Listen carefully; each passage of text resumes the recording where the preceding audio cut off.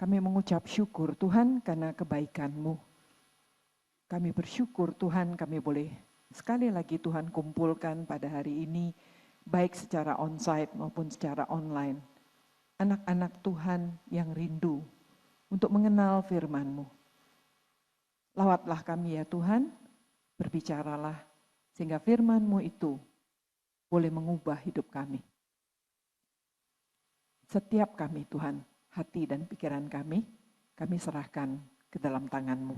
Hanya di dalam nama Tuhan Yesus kami berdoa. Amin. Shalom, silakan duduk Bapak Ibu.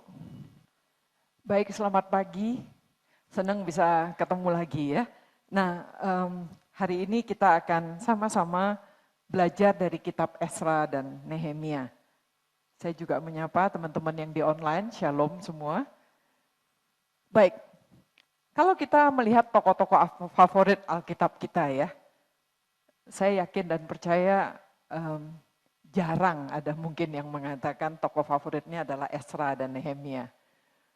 Biasanya itu jauh dari pikiran kita gitu ya. Nah tapi hari ini semoga saya bisa meyakinkan kita semua untuk nambah dua ya tokoh favoritnya Esra dan Nehemia. Mari kita hari ini akan sama-sama belajar dari tokoh Esra dan Nehemia. Nah kalau kita belajar Esra dan Nehemia, mau nggak mau seperti kita ke Bandung gitu ya, mau menikmati satu makanan khas Bandung, misalnya colenak atau ketan bakar pakai oncom gitu ya. Alangkah baiknya kalau kita tahu, ini sejarahnya gimana gitu ya, dan makannya tuh menjadi lebih tambah enak. Nah untuk belajar Esra dan Nehemia, kita memang harus sedikit mengulas, bukan sedikit, panjang lebar mungkin ya, adalah sejarah umat kepunyaan Tuhan ini.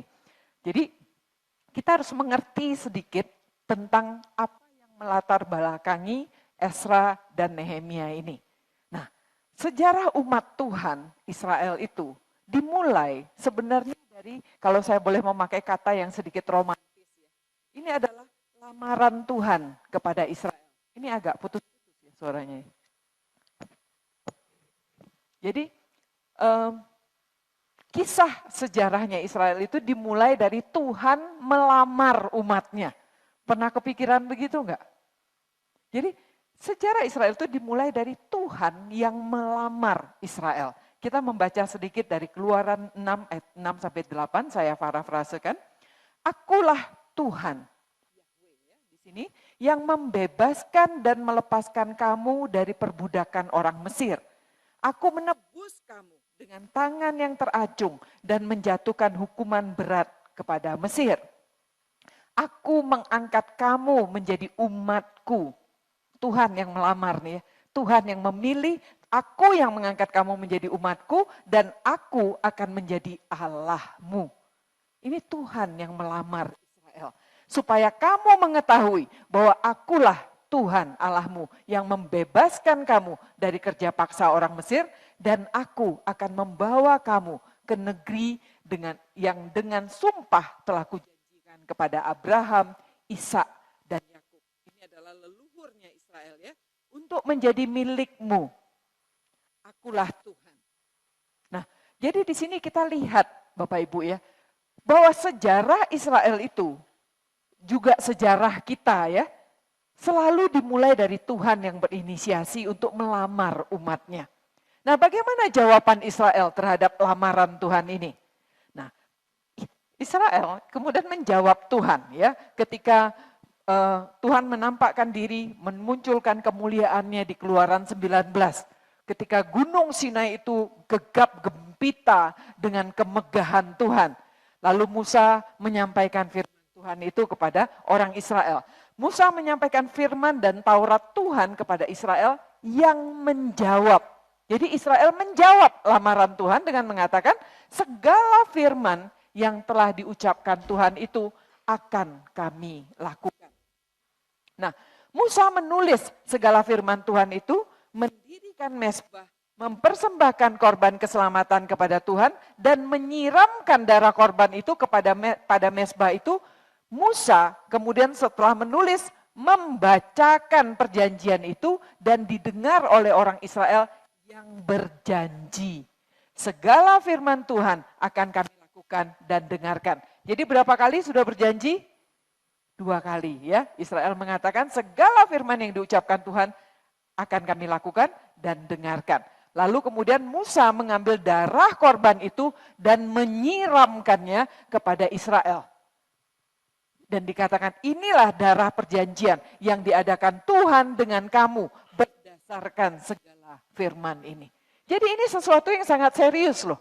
Tuhan melamar Israel dan Israel menjawabnya, ya Tuhan kami bersedia dan segala firman-Mu itu akan kami lakukan. Nah, jadi setelah kita melihat bahwa Tuhan melamar Israel dan kemudian Israel menjawab Tuhan, apa yang terjadi?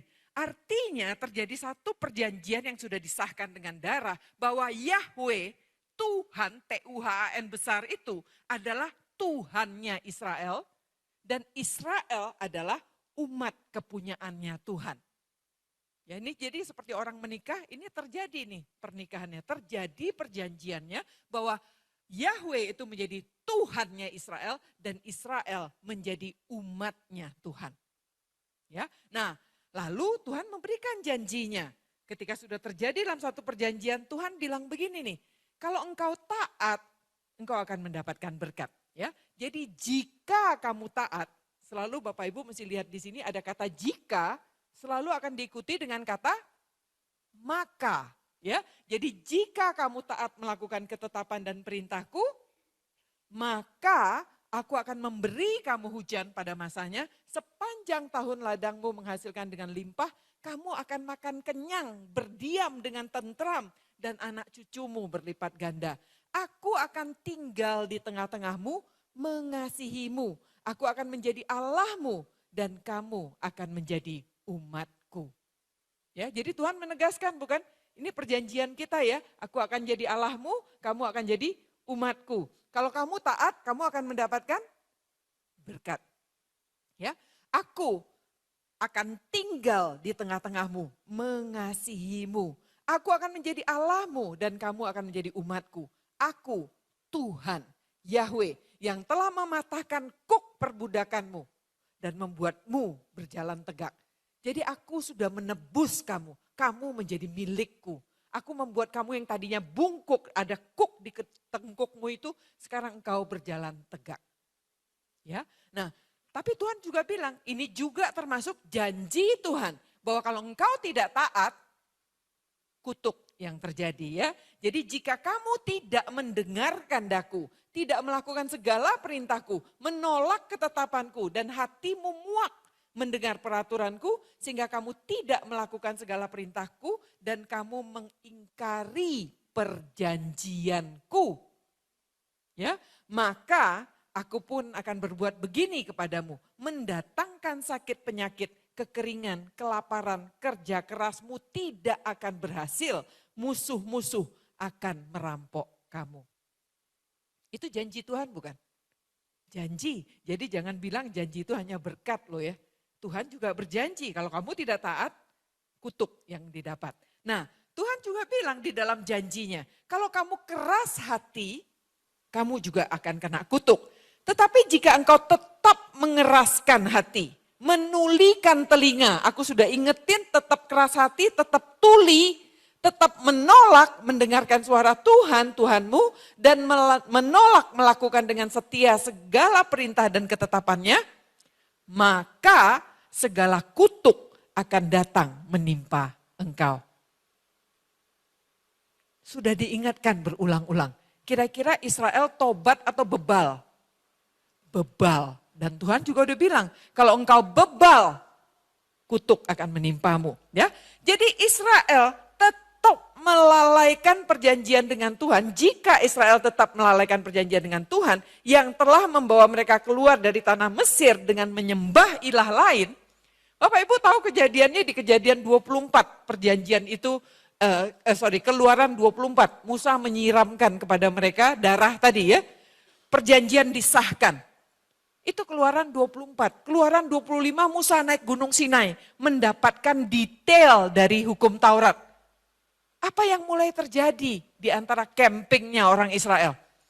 Mereka mulai mendesak Harun untuk membuat lembu emas. Mezbah itu masih berasap mungkin. Darah korban itu belum kering mungkin.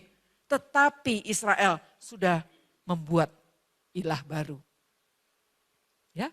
Nah, jadi Tuhan menegaskan, jika engkau melalaikan perjanjian Tuhan yang telah membawa engkau keluar dari tanah Mesir dengan menyembah ilah lain, maka dalam amarah yang hebat Tuhan akan mendatangkan segala kutuk. Tuhan akan menyentak Israel dari tanah mereka, lalu melempar mereka ke negeri yang lain. Ini janji Tuhan. Nah, sehingga Israel terus-menerus berontak, terus-menerus tidak bertobat. Sampailah terjadi perpecahan di dalam kerajaan Israel. Setelah Daud mati, digantikan oleh Salomo. Ketika Salomo hanya memikirkan dirinya sendiri, memajakin rakyat sampai sedemikian berat untuk hidupnya yang sangat lavish itu ya, sangat kaya, mewah dan tak karuan itu ya. Dan yang terjadi apa? Rakyatnya berontak dan kemudian kerajaannya pecah. Janji Tuhan yang dalam bentuk kutuk itu mulai terjadi, ya. Kerajaan pecah dan Tuhan memberikan hukuman yang terus-menerus meningkat. Mulai dirampokin, Filistin datang begitu ya. Mulai orang Amon, mulai orang Moab, mulai terjadi kekeringan kalau kita baca cerita raja-raja. Terjadi musibah demi musibah, kelaparan, binatang buas, wabah, kehancuran kota, sampai Israel itu dibuang. Apa yang Tuhan janjikan di dalam kebebalannya Israel, Israel harus dibuang. Karena itu janji Tuhan. Kita tahu Tuhan selalu pegang janjinya. Jadi jangan selalu menuntut Tuhan berkatnya ya, itu janji Tuhan. Tapi jangan lupa kutuk itu juga janji Tuhan. Nah, sehingga berangkatlah orang Israel ya, dibuang ke Assyria dan ke Babel. Jadi kalau kita lihat sejarahnya, kebebalan Israel dan Yehuda itu mengakibatkan mereka dibuang ke Asyur dan ke Babilonia. Jadi ada dua tahapan pembuangan ya, dua deportasi besar. Yang pertama Israel Utara dulu, karena kerajaan tadi sudah berpecah, di atas Israel Utara di bawah Yehuda. Israel dibuang duluan, tahun 722 sebelum Masehi. Mereka dibuang ke Asyur itu, tapi gayanya orang Asyur, mereka dibuangnya enggak sekelompok, tapi dipecah gitu ya, dipencar gitu. Dan mereka ya lenyap lah ya, terpencar di seluruh kerajaan Asyur. Nah, tahun 605 Yehuda dibuang. Nah, Yehuda dibuang dalam tiga termin ya, dari tahun 605 sampai 586, Yehuda yang dibuang. Tapi kali ini dibuangnya ke Babilonia. Nah, Babilonia tuh rodok mendingan gitu ya, kalau si Asyur tadi Israelnya dipencar, kalau sekarang orang Yehudanya ditomplokin hanya beberapa kota gitu. Sehingga mereka masih berkomunitas. Nah, Asyur pada membuang Israel Utara dibuang ke Asyur kan tahun 722. Asyur punya policy, dia mengambil orang asing ini yang dimasukin ke Israel. Nah, sehingga terjadilah kawin campur ya, ada orang-orang yang masih tertinggal di Israel, lalu ada bangsa asing yang dicemplungin ke Israel dan mereka menjadi Samaria ya, menikah dengan orang asli dan menjadi kumpulan orang Samaria yang dianggap tidak murni begitu oleh orang Yahudi. Nah, sementara orang-orang Yehuda dibuang ke Babylon dan mereka tinggal di situ 70 tahun. Nah, apa yang terjadi? Tuhan menepati janjinya. Ya, Tuhan udah janji kan? Dan sudah berulang-ulang dikasih tahu, bandel tetap ya dibuang. Nah, dan ini merupakan satu hal yang sangat-sangat mengerikan. Karena kalau kita tidak punya tanah air, tidak punya identitas. Kita akan sumpah pemuda begitu ya. Satu, bertanah air yang satu, tanah air Indonesia. Kalau tanah airnya nggak ada, identitasnya tidak ada. Jadi sebagai summary, tadi tahun 722 Asyur menginvasi Israel. 10 suku dari Israel Utara itu diserakkan ke Asyur. Lalu bangsa asing dimasukkan ke Israel Utara. Itu polisinya Asyur. Nah, tahun 605 Babel mengalahkan Asyur. Sehingga jatuh ya, seluruh daerah kekuasaannya jadi milik Babel dong. Nah, tahun yang sama Nebukadnezar masuk ke Yehuda. Ya, jadi Babel kalahin Asyur dulu, lalu Babel masuk ke Yehuda dan di situ diambil rombongan pertama dibuang ke Babel. Itu adalah rombongan para nobles, para raja, para bangsawan. Di dalamnya tahun 605 itu ada Daniel. Ya, Daniel ikut dibuang rombongan yang pertama. Lalu tahun 597 rombongan kedua dibuang. Termasuk di dalamnya Yehezkiel. Nah, ini adalah orang-orang, jadi pertama kali dibuang para raja, para bangsawan. Enggak mempan gitu ya, orang Yehudanya masih berontak karena duitnya masih banyak. Rombongan kedua yang ditangkap adalah para pedagang. Para orang yang punya duit, dibuang lagi ke Babel.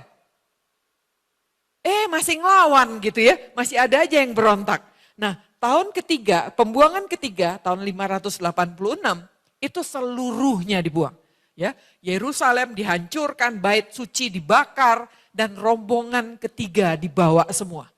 Yang tertinggal hanya yang sakit-sakit, yang sudah tua, mau meninggal begitu ya, itu ditinggal. Tapi yang lain-lain semua dibuang ke Babel. Kita lihat Tuhan memenuhi janjinya. Tapi puji Tuhan, janji Tuhan itu enggak berhenti sampai di situ. Bayangkan kalau janji Tuhan berhenti sampai di situ. Selesai kita artinya. Nah, yang menariknya adalah janji Tuhan itu terjadi kalau kita bertobat kembali. Ada pemulihan dan itu janji Tuhan. Ya, jika, kembali lihat perkataannya selalu dimulai dengan jika. Jika engkau dan anak-anakmu sadar dan berbalik kepada Tuhan Allahmu dan mendengar suaranya dengan segenap hatimu dan jiwamu, maka Tuhan Allahmu akan memulihkan keadaanmu dan akan menyayangi engkau kembali. Saya kalau membaca kata Tuhan menyayangi kita tuh ya agak merinding gitu ya. Membayangkan Tuhan kita itu sangat romantis ya. Dan Tuhan itu sangat ingin menyayangi kita. Selalu kayak mencari alasan gitu loh untuk menyayangi kita. Luar biasa ya. Tuhan itu luar biasa. Dia selalu seperti seolah-olah tuh cari alasan supaya bisa menyayangi kita. Jadi kalau kita tuh lagi dipecut Bapak Ibu, kita masih membayangkan Tuhan itu kayak nahan tangannya gitu loh. Karena dia sebenarnya nggak tega dan dia sangat ingin menyayangi kita. Nah, Tuhan menyayangi kita. Lalu ada kata yang sangat menarik di sini. Ya, yang ditulis Musa. Sekalipun engkau terhalau sampai ke ujung langit, Tuhan akan mengumpulkan engkau kembali. Tuhan Allahmu akan membawa engkau masuk ke negeri yang sudah dimiliki nenek moyangmu untuk engkau miliki. Jadi Tuhan kasih kepada nenek moyangmu, kalau engkau bertobat, itu negeri akan menjadi milikmu. Tuhan akan berbuat baik kepadamu dan membuat engkau banyak melebihi leluhurmu. Luar biasa enggak Tuhan kita? Amazing ya. Padahal kita bandelnya luar biasa, Israel itu sudah luar biasa brengseknya gitu ya. Tetapi Tuhan bilang kalau engkau bertobat.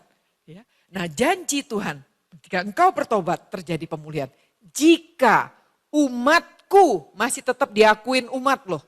Yang atasnya namaku disebut merendahkan diri, berdoa dan mencari wajahku. Lalu berbalik dari jalan-jalan yang jahat.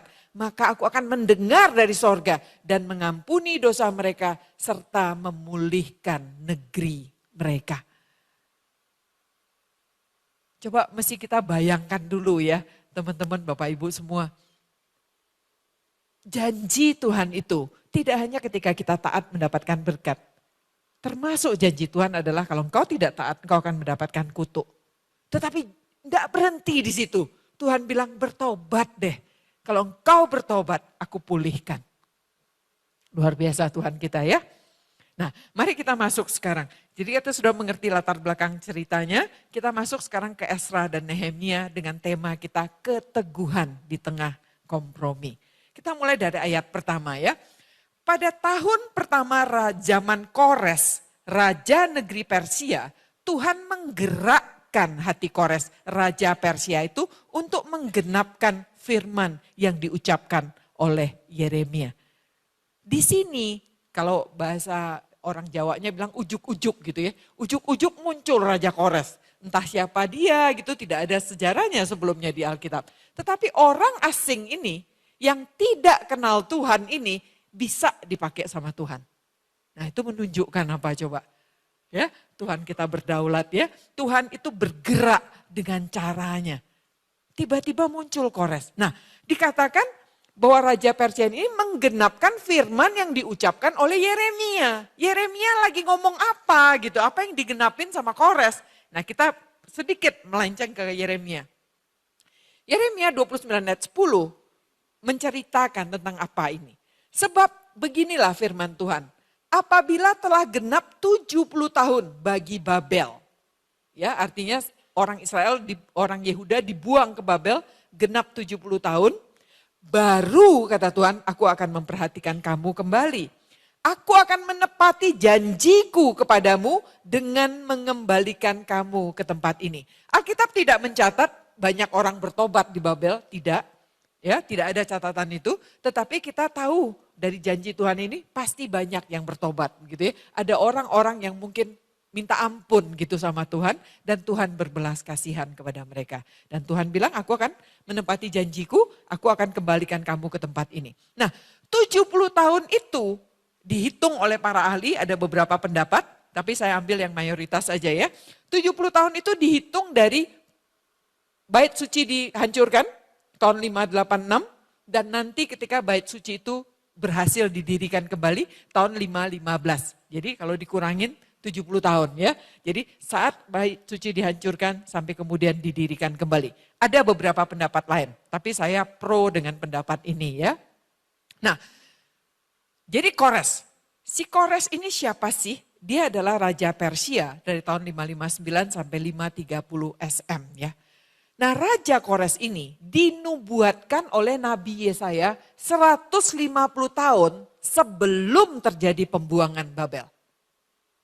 Coba membayangkan dulu ya 150 tahun yang lalu tuh itu kalau kita punya papa, punya kakek buyut gitu ya. Satu angkatan lagi 150 tahun. 150 tahun sebelum pembuangan Babel. Firman Tuhan sudah terjadi melalui Yesaya. Firman Tuhan sangat spesifik ya. Akulah yang berkata tentang Kores, senama-namanya disebut. Kores, dialah gembalaku, segala kehendakku akan digenapinya dengan mengatakan tentang Yerusalem, baiklah ia dibangun. Dan tentang bait suci, baiklah diletakkan dasarnya. Jadi 150 tahun sebelum pembuangan, Tuhan sudah menubuatkan tentang si Kores ini. Nah, tahun 539 Kores mengalahkan Babel, ya. Kores mengalahkan Babel, Persia mengalahkan Babel. Kan tadinya Asyur ya, yang paling gede. Asyur dikalahkan Babel. Nah, sekarang Kores ini Raja Persia mengalahkan Babel tahun 539. Dan hanya 1 tahun setelah Kores menjadi raja, dia mengeluarkan dekret. Dekretnya berisi pulangkan Israel kembali ke Yehuda. Ajaib enggak sih? Itu sangat ajaib. Ya. Nah, Kores itu adalah banyak orang bilang, oh Kores itu hamba Tuhan ya. Maksudnya dia kenal Tuhan. Dia betul hamba Tuhan, tapi dia tidak kenal Tuhan. Ya, kita lihat ayatnya di Yesaya 45 ayat 1 sampai 4 ini ya. Inilah firmanku kepada orang yang kuurapi, kepada Kores yang tangan kanannya kupegang supaya aku menundukkan bangsa-bangsa di depannya dan melucuti raja-raja. Jadi siapa yang bikin Kores itu bisa berkuasa? Di sini kita tahu ya, Tuhan yang memampukan dia. Supaya aku membuka pintu-pintu di depannya. Aku sendiri akan berjalan di depanmu dan meratakan gunung-gunung, memecahkan pintu-pintu tembaga dan mematahkan palang-palang besi. Aku akan memberikan kepadamu harta benda dan kekayaan yang tersembunyi, supaya engkau tahu bahwa akulah Yahweh, Tuhan Israel, yang memanggil engkau dengan namaku. Oleh karena hambaku Yakub dan Israel pilihanku, maka aku memanggil engkau dengan namamu, menggelari engkau sekalipun engkau tidak mengenal aku. Ini Tuhan yang ngomong loh tentang Kores. Kores tidak kenal dia. Akulah Tuhan dan tidak ada yang lain. Kecuali aku tidak ada Tuhan. Aku telah mempersenjatai engkau. Sekalipun engkau tidak mengenal aku. Ini betul-betul membuktikan bahwa Tuhan kita tuh berdaulat. Ya, Tuhan berdaulat atas Yehuda. Tuhan mau kembali, begitu Israel, begitu ya. Dan Tuhan berdaulat atas Kores. Orang yang tidak kenal Tuhan, tapi Tuhan bisa pakai. Nah, logikanya gimana gitu ya? Kenapa kok ujuk-ujuk Kores bisa dipakai Tuhan? Nah, Kores itu adalah seorang politeis, Bapak Ibu. Dia adalah penyembah banyak ilah. Ya, jadi ketika kita baca dari Esra 1 ayat 2 ya. Beginilah perintah Kores. Ini Kores yang mengeluarkan perintah. Beginilah perintah Kores Raja Persia. Segala kerajaan di bumi telah dikaruniakan oleh Tuhan. Dia menyebut nama Yahweh. Seolah-olah dia kenal. Ya, beginilah kata perintah Kores. Segala kerajaan di bumi telah dikaruniakan kepadaku oleh Tuhan. Tuhan semesta langit. Ia menugaskan aku untuk mendirikan rumah baginya, bagi Tuhan di Yerusalem yang terletak di Yehuda. Nah, para ahli berpikir keras gitu ya, para ahli Alkitab dan mereka banyak berpendapat, kenapa Kores bisa kenal Tuhan dalam tanda kutip ya namanya Tuhan, walaupun dalam hati dia tidak kenal Tuhan. Dari mana dia tahu? Ada Daniel di situ. Ya, ada Daniel yang salah satu penasihat raja yang diduga oleh para ahli memperkenalkan Tuhan dan menyampaikan nubuat Yesaya tentang Kores yang 150 tahun lalu itu kepada si raja ini. Dia mungkin Daniel bilang, raja-raja lihat deh ada namamu loh di kitab gulungannya catatannya Yesaya. Ini namamu loh ini, Sirus, ini namamu loh, ini Kores gitu ya. Dan Daniel yang mungkin mengadvise si Kores. Kita nggak ada ceritanya itu ya. Tapi kita para ahli mulai membayangkan seperti itu. Nah di silinder Kores ada satu catatan sejarah. Penggalian arkeologi itu menemukan bahwa Kores itu juga memuji dan menyembah ilah Marduk atas keberhasilannya. Ya, nah Kores. Jadi mengapa Kores itu menyembah Tuhan juga? Karena dia politeis. Dia kumpulin semakin banyak ilah semakin baik.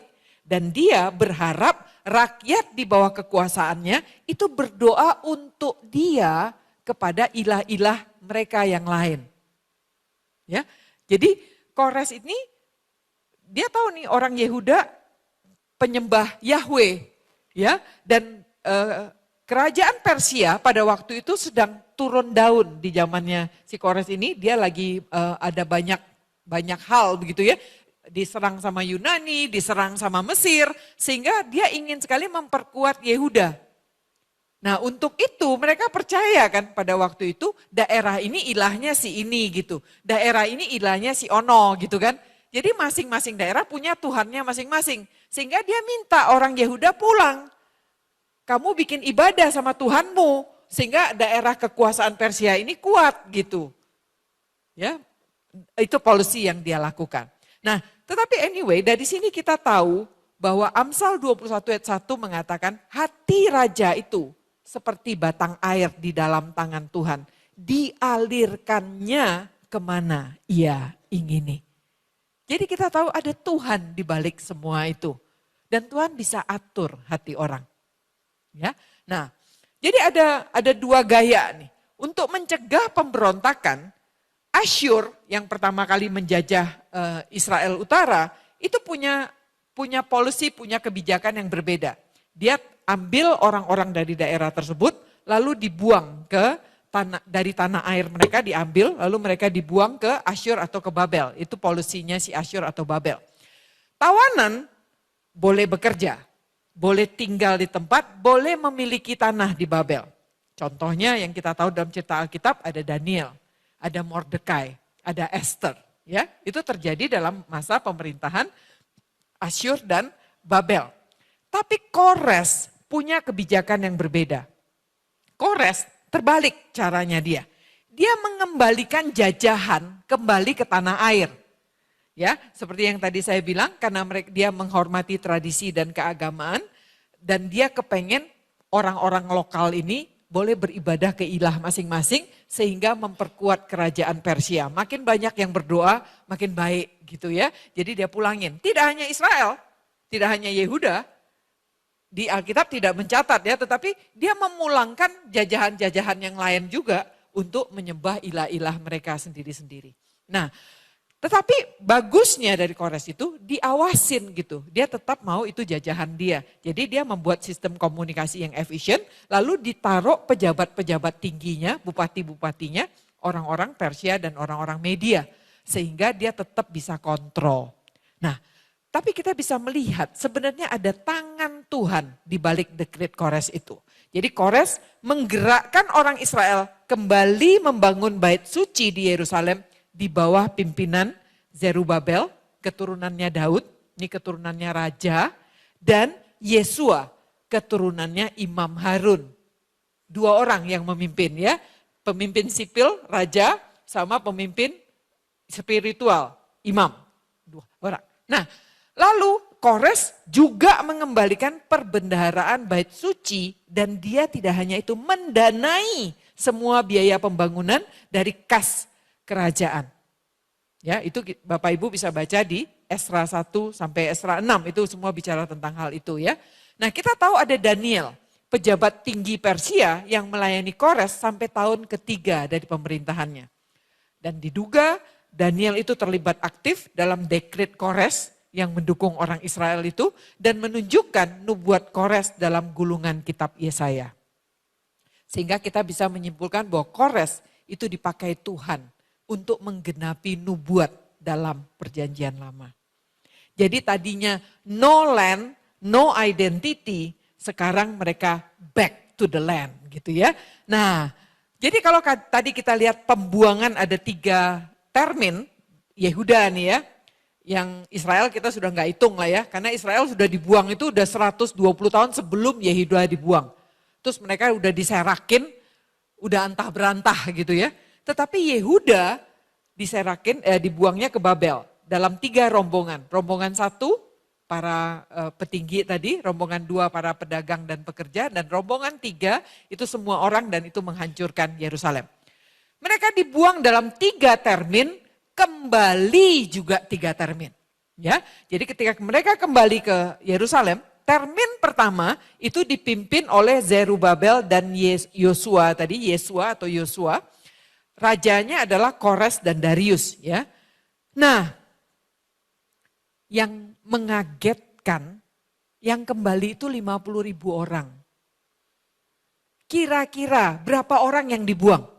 Kira-kira, ada yang bisa tebak? Berapa orang yang dibuang dari seluruh umat Yehuda itu dibuang kan ke Israel kan? Berapa manusia itu? Jutaan ya, 1 juta sampai 2 juta manusia yang dibuang. Yang kembali 50.000. Berapa persen tuh? 10% gak ada. Artinya apa?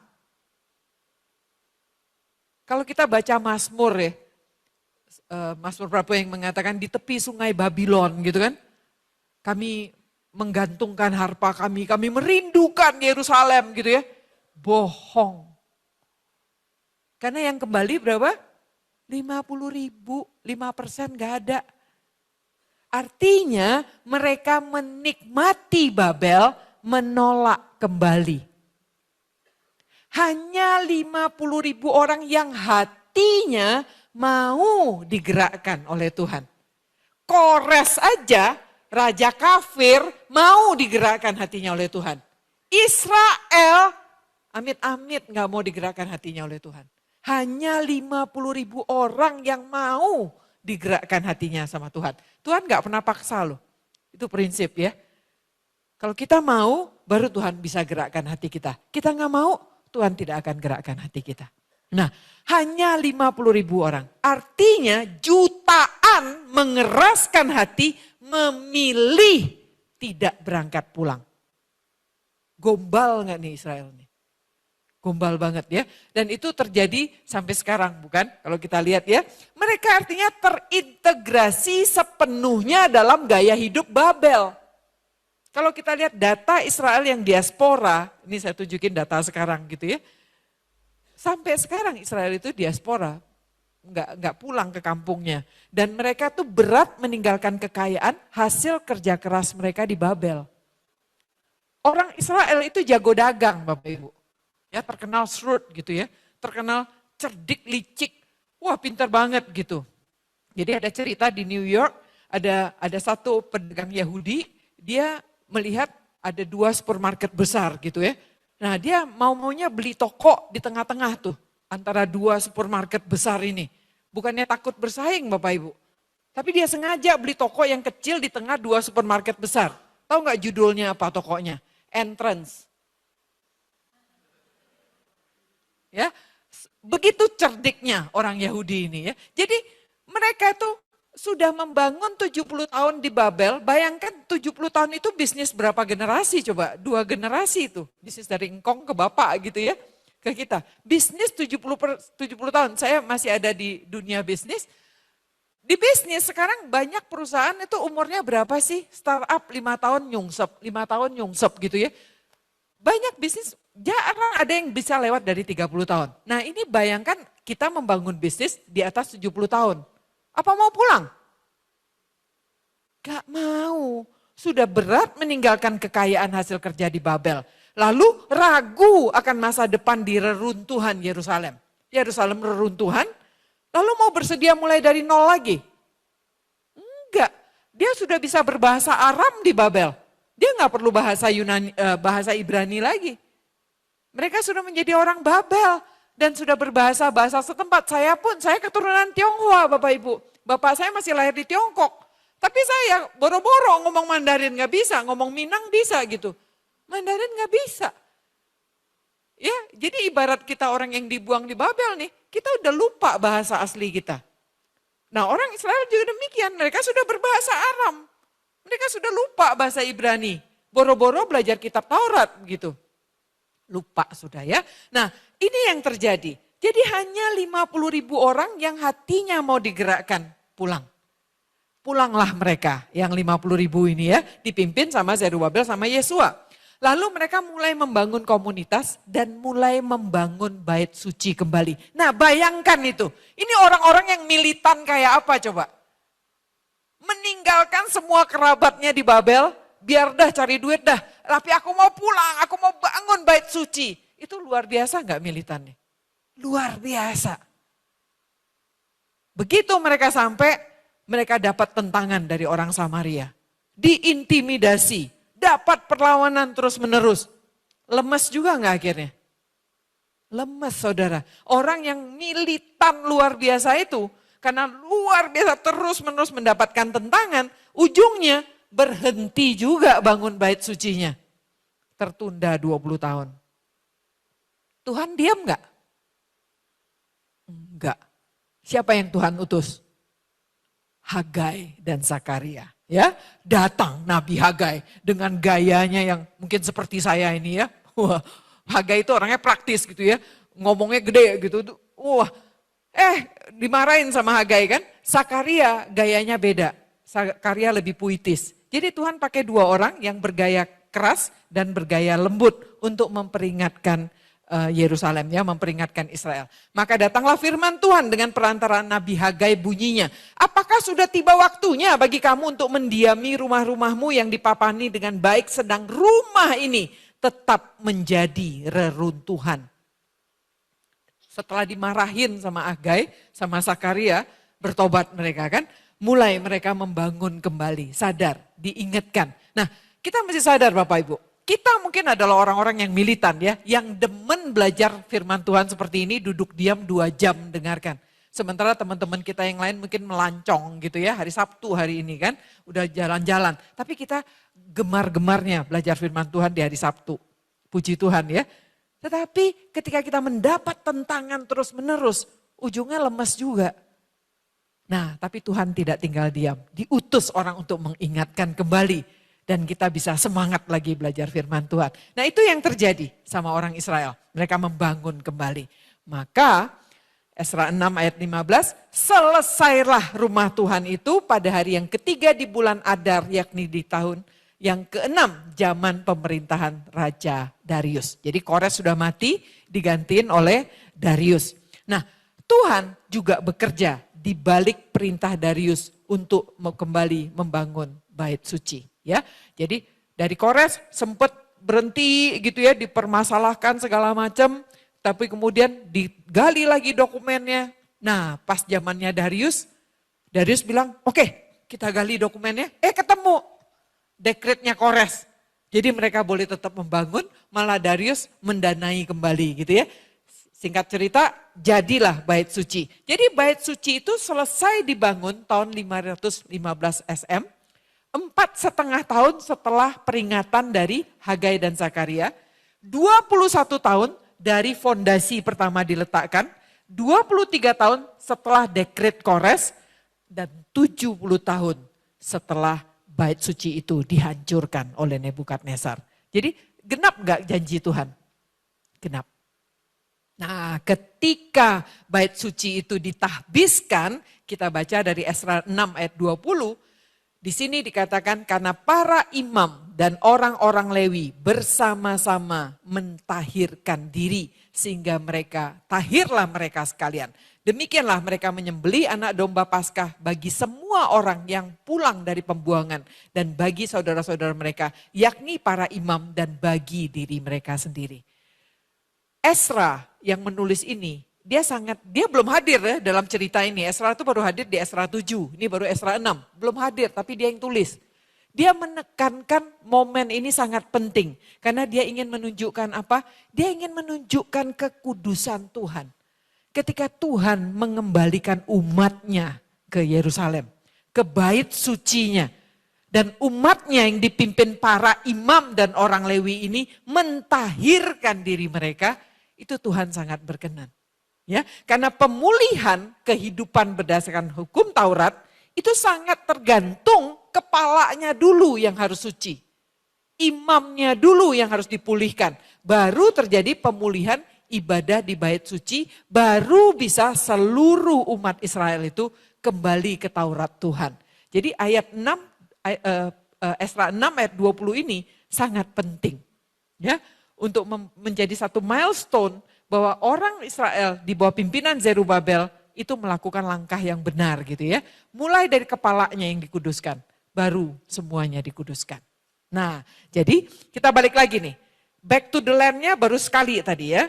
Zerubabel dan Yosua. Nah kita masuk Esra 7, Esra membawa rombongan yang kedua. Tahun 458. Nah itu ada selisih berapa tahun tuh? Dari 537 sampai 458 tahun. Itu ada 80 tahun selisihnya Bapak Ibu. Ya 2 generasi lagi tuh. Jadi jangan pikir 2 minggu lagi gitu ya. Enggak ya. Ini kasusnya udah lama nih. Kepulangan pertama 537 sebelum Masehi. Itu Esra 1 sampai Esra 6. Esra 7 itu 80 tahun loncat itu ya. Nah Esra 7, Esra yang memimpin di bawah pemerintahan Raja Artasasta ya. Di bawahnya Darius lagi. Nah dan kepulangan yang ketiga Nehemia. 14 tahun setelah Esra. Nehemia pulang juga di bawah pemerintahan Artasasta. Nah saya menemukan satu gambar ini cukup menarik ya di Google. Jadi ini secara singkat kita bisa melihat ada 3 kepulangan. Yang pertama adalah Zerubabel. Esra 1 sampai 6, rajanya adalah Kores sama Darius. Lalu kepulangan kedua Esra itu di bawah Raja Artasasta dan juga sama ya, Nehemia dua-duanya di bawah Raja Artasasta. Nah, di antara Raja Kores, Darius dan Artasasta itu ada Raja Ahasiweros. Ya, siapa itu Ahasiweros? Suaminya Esther. Ya, jadi Esther itu kejadiannya antara Zerubabel dan Esra. 80 tahun selisih tadi, disitulah terjadi kisahnya Esther.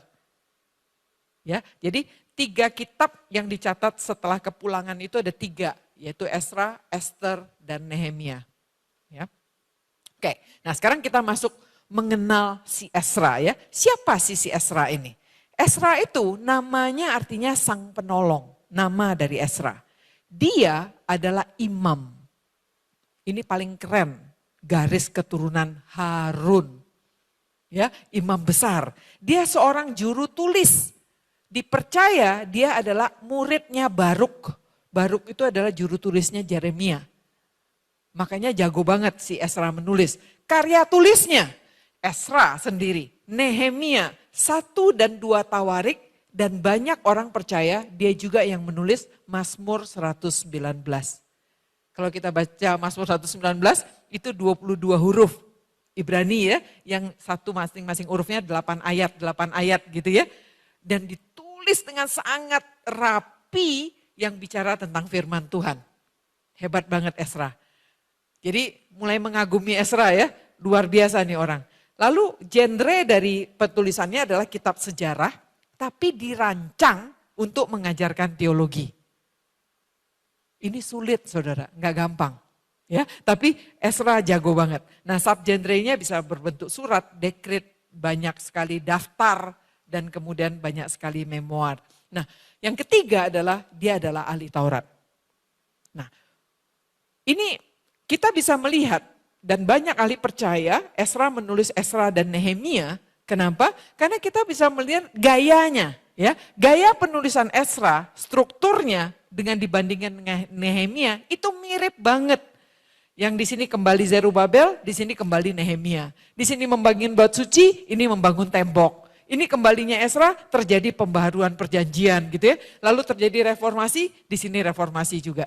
Jadi kalau dilihat gayanya, semua tidak meragukan pasti satu penulis begitu. Dan di Ezra 9 dan juga di Nehemia 9 itu sama-sama isinya doa. Ya, jadi banyak ahli mengatakan ini pasti satu penulis. Oke. Lalu kita lihat kalau lihat strukturnya digabung. Ya, kalau Ezra dan Nehemia itu digabung menjadi satu kitab, kita bisa melihat A-nya adalah kembalinya Zerubabel dan daftar orang yang kembali, lalu pembangunan bait suci dan perlawanan-perlawanan, lalu kembalinya Ezra, pusatnya adalah penyucian umat Tuhan, lalu kembalinya Nehemia, pembangunan tembok dan perlawanan, dan terakhir kembalinya Zerubabel, daftar orang-orang kembali dan reformasi akhir.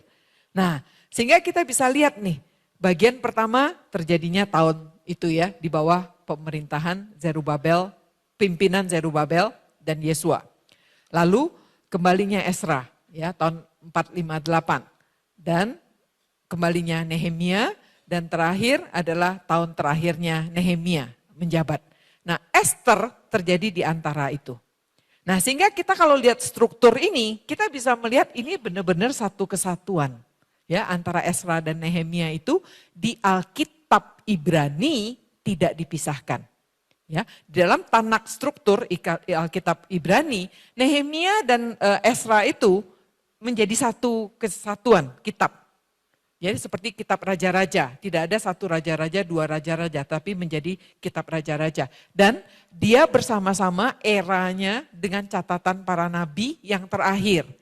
Hagai, Zakaria, dan Maleaki. Ya, itu adalah kitab-kitab terakhir di perjanjian lama. Ditutup begitu ya, setelah itu tidak ada lagi. Nah, kita lihat pribadinya Ezra. Ini saya tahu kalau kita belajar MBTI sekarang ini, sebagian kita introvert, sebagian kita extrovert gitu ya. Saya yakin dan percaya ini semua introvert pasti akan jatuh cinta sama Ezra setelah ini. Ezra itu seorang yang introvert, dia tekun dan teliti. Kalau Bapak Ibu pernah ngabisin baca 1 Tawarik, hebat gitu ya. Karena isinya daftar semua kan, garis keturunan dari Adam, Abraham sampai Daud. Kita coba susun silsilah keluarga sendiri aja deh. Bertahan sampai generasi keberapa? Ezra tuh catat dari Adam loh. Hebat Ezra ya. Dia mencatat blueprintnya pemerintahan Daud. Militer yang kuat, administrasi, keuangan yang baik, ibadah 24 jam sehari di Yerusalem. 2 Tawarik, dia mencatat garis keturunan Raja Yehuda hingga pembuangan ke Babel coba.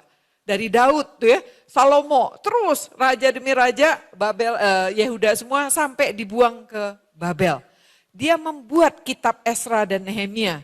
Dan kalau kita baca Esra dan Nehemia, isinya penuh dengan daftar. 50% isinya daftar. Makanya saya mengajak kita tuh membayangkan orang model kayak begini. Ini luar biasa loh. Kalau dia bukan seorang yang militan ya, bukan orang yang betul-betul ingin melakukan itu, pasti bosen gitu ya. Tapi dia melakukannya. Dia mencatat garis keturunan orang-orang yang kembali dari pembuangan. Dia mencatat orang-orang yang menceraikan istri asingnya. Dia mencatat orang-orang yang membangun tembok. Dia mencatat orang-orang yang bersumpah setia. Dan dia mencatat daftar imam dan orang Lewi. Kontribusinya apa? Kita nggak ragu-ragu Tuhan Yesus itu anaknya Daud. Coba kalau Esra nggak catat. Bayangkan itu ya. Lalu dia ahli Taurat. Dia adalah salah satu arsitek perjanjian lama. Musa menulis Pentatuk, 5 kitab utama. Lalu Samuel, Daud, Salomo menulis kitab kerajaan dan hikmat. Yesaya dan Yeremia mencatat bagian akhir dari kitab raja-raja sebelum pembuangan. Nah, Esra itu bikin Esra, Nehemia, 1 Tawarik dan 2 Tawarik. Lalu tradisi Yahudi mengatakan Esra itu memimpin 120 orang majelis agung untuk menyusun kanon perjanjian lama. Kita baca perjanjian baru aja terengah-engah ya. Bayangin menyusun kanon perjanjian lama. Ini orang gak kira-kira loh nih Esra, luar biasa. Nah ini Tuhan pakai dia buat apa coba? Setelah kitab Maliaki, nabi terakhir, apa yang terjadi sebelum masuk ke Matius? Berapa tahun sunyi? 400 tahun sunyi bukan? Tuhan tidak berbicara. Kalau dalam 400 tahun itu nggak ada perjanjian lama gimana coba? Itu kontribusi Esra. Ya, dari kitab terakhir Maliaki sampai Matius itu terjadi 400 tahun Tuhan tidak berbicara kan. Nah bayangkan kalau nggak ada Esra yang membuat kanon perjanjian lama itu. Apa orang punya pedoman? Nah kita mesti salut sama Esra yang melakukan hal itu. Ya, nah Esra dia tidak hanya meneliti, ini yang tadi dikatakan sama Bu Linda ya. Tidak hanya meneliti artinya mempelajari dengan dalam, tapi dia juga menghidupi firman dan mengajarkannya. Ini saya harus angkat topi ya, kita sering meneliti dan mengajarkan mungkin. Tapi apakah betul kita menghidupi firman? Dia mencatat di Mazmur 119 ayat 11. Dalam hatiku aku menyimpan janjimu. Esra itu menyimpan janji Tuhan dalam hatinya. Tujuannya apa? Supaya aku jangan berdosa terhadap engkau. Kebayang gak lembutnya hati Esra? Kebayang gak militannya dia untuk megang firman Tuhan itu? Ya, dalam hatiku aku menyimpan janjimu supaya aku pintar menjadi ahli Taurat. Bukan. Dalam hatiku aku menyimpan janjimu. Satu-satunya keinginan dia supaya aku jangan berdosa terhadap engkau. Luar biasa ya. Jadi penting Bapak Ibu. Panggilan mengajar firman Tuhan itu bukan tentang talenta. Ya, bukan orang yang jago talenta. Mengajar, bukan. Tetapi tentang komitmen kita kepada Tuhan untuk menghidupi setiap firman Tuhan yang sudah kita pelajari dengan sungguh-sungguh. Jadi kalau kita belajar doang, tapi kita nggak hidupi, celakalah kita. Firman ini berbicara betul kepada saya pribadi. Ketika saya mengajarkan firman Tuhan, saya harus tahu saya akan dinilai Tuhan lebih dahulu. Saya sering jatuh nggak? Sering Bapak Ibu. Tapi ingat janji Tuhan ya, bertobat, dipulihkan. Nah berikutnya, Esra itu peka. Dia menyadari karya Tuhan di balik segala sesuatu. Dia tahu nih Kores pergi tadi gitu kan. Tapi begitu Kores menyuruh, Artasasta menyuruh dia pergi ke Yehuda. Di Esra 7 dia katakan, terpujilah Tuhan, Tuhan nenek moyang kita yang menggerakkan hati raja. Dia tahu siapa yang gerakkan hati raja untuk menyemarakkan rumah Tuhan di Yerusalem. Dan membuat aku disenangi oleh raja dan seluruh pembesar yang berkuasa. Aku menguatkan hatiku karena tangan Tuhan, Tuhanku melindungi aku. Bapak Ibu, orang introvert biasanya nggak banyak orang yang suka. Ya enggak? Karena orangnya diem gitu kan, nggak banyak omong gitu. Mungkin ngomong aja susah gitu. Tetapi kita lihat di sini, Esra itu disukai bukan karena dia banyak bicara. Karena Tuhan menggerakkan orang untuk mengasihi dia. Nah, sehingga Esra tahun 458, setelah 58 tahun setelah bait suci itu berdiri, Esra memimpin seorang introvert, bayangkan. Dia memimpin 1576 laki-laki. Ya, dari ke-12 suku Israel. Jadi memang dikatakan orang Yehuda dan orang Benyamin. Tidak disebut suku Yehuda dan suku Benyamin. Orang Yehuda dan orang Benyamin artinya orang-orang yang tinggal di Yehuda dan orang-orang yang tinggal di Benyamin. Dan itu bisa berarti 12 suku. Karena pada waktu kerajaan itu terpecah, banyak orang mengungsi kan ke Yehuda yang cinta sama Tuhan, mereka mengungsi ke Yehuda kan. Nah, jadi di sini dipercaya tetap 12 suku Israel itu ada, ya. Imam, orang Lewi, penyanyi, penunggu pintu gerbang dan budak bait Tuhan. Saya membayangkan ya, Esra seorang penulis gitu ya. Sekarang dia harus memimpin rombongan. Wah, ini hebat banget. Nah, makanya kita tahu dia bergantung sepenuhnya kepada Tuhan. Dan dia berdoa puasa ya. Dia memaklumkan puasa, merendahkan diri di hadapan Tuhan, memohon kepadanya jalan aman. Nah, lalu dia juga sangat menjaga reputasi Tuhan. Dia terlanjur bilang sama raja ya, karena aku malu meminta tentara dan orang-orang berkuda kepada raja untuk mengawal kami terhadap musuh di jalan. Sebab kami telah berkata kepada raja demikian, tangan Tuhan melindungi kami. Semua orang yang mencari dia demi keselamatan mereka, tetapi kuasa murkanya menimpa semua orang yang meninggalkan dia. Jadi dia nggak pakai pengawal. Nanti kita lihat beda banget sama Nehemia. Ya, Nehemia gagah perkasa loh, datang pakai foraiders, tetapi Esra tidak. Ya, nah lalu dia teguh membawa misi besar, membangkitkan kerohanian umat. Dia peduli akan keberadaan orang-orang Lewi. Jadi setelah berangkat nih, dia sadar nggak ada orang Lewi. Dia kan imam ya, si Esra ya. Tapi kan orang Lewi diperlukan ketika peribadahan bait suci itu mau dilakukan. Esra ngeh. Dan dia mencari orang Lewi dulu. Ya. Lalu dia menguduskan 12 pemuka imam untuk membantu dia mengawal dan memastikan semua harta benda. Sehingga itu terjamin sampai ke Yerusalem. Dia beristirahat 3 hari. Nah ini kesamaan dia sama Nehemia. Jadi begitu sampai gak langsung gagah perkasa gitu ya. Dia tahu dia lelah. Perjalanan itu 4 bulan Bapak Ibu. Dari Persia menuju Yerusalem itu 1.500 kilometer. Itu Jakarta Surabaya PP. Bayangkan naik jalan kaki, naik unta mungkin gitu ya, 4 bulan. Jadi begitu sampai dia istirahat dulu 3 hari, rest is productive gitu ya. Dan dia menegakkan kembali ibadah, mengajarkan Alkitab dan baru mempersembahkan korban. Jadi kontribusi terbesar dari Esra adalah mengembalikan sentralitas ibadah kepada firman Tuhan. Itu nomor 1 yang dia lakukan. Jadi hari pertama pada pagi sampai tengah hari di hadapan semua orang yang dapat mengerti, Imam Esra membacakan beberapa bagian Taurat dengan penjelasan, dengan jelas dan diberi keterangan-keterangan.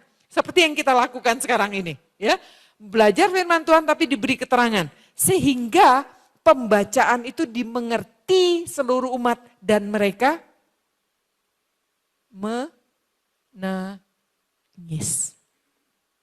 Pertanyaan saya Bapak Ibu, seberapa keras hati kita?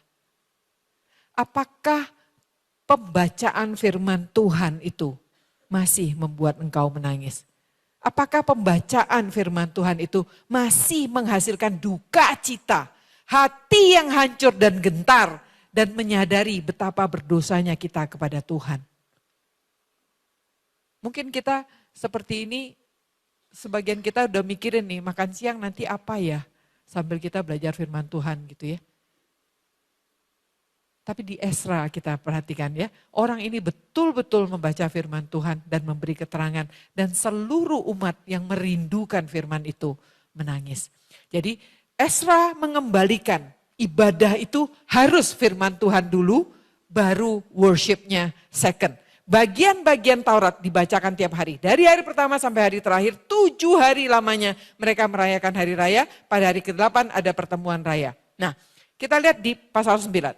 Pada hari ke-24 berkumpullah orang Israel berpuasa mengenakan kain kabung dan tanah di kepala. Umat berdiri saat dibacakan bagian-bagian Taurat Tuhan selama 1/4 hari pertama. 3 jam pertama baca firman Tuhan berdiri.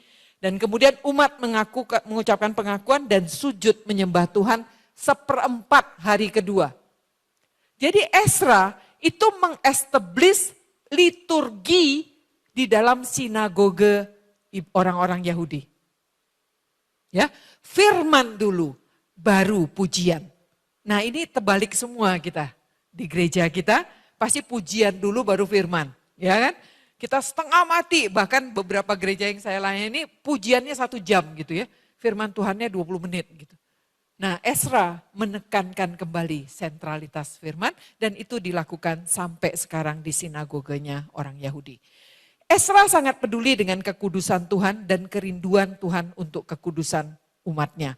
Sejak zaman Musa, berulang kali perkawinan campur, pernikahan campur. Dan mereka menikah dengan penyembah berhala. Ya, orang Kanaan, orang Het, orang Feris, orang Yebus, Amon, Moab, Mesir, dan Amori.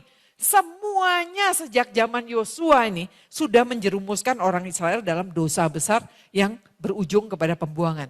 Kenapa? Karena penyembahan berhala itu penuh dengan kekejian. Ya, dan itu dibenci banget sama Tuhan. Satu, hatinya menyeleweng. Yang kedua, penyembahan berhala itu selalu penuh dengan pesta pora, pelampiasan hawa nafsu, percabulan, korban nyawa manusia. Dan semuanya itu sangat menista kekudusan Tuhan. Nah, kenapa Esra sampai ngamuk gitu ya? Karena Israel Utara yang sudah dibuang ke Asyur dan sekarang orang luar dimasukin ke Israel itu sudah tercemar. Mereka sudah menjadi orang Samaria dan kehilangan kemurnian dan kehilangan identitas. Nah sekarang orang Yehuda pulang nih di bawah. Dan mereka kawin campur lagi.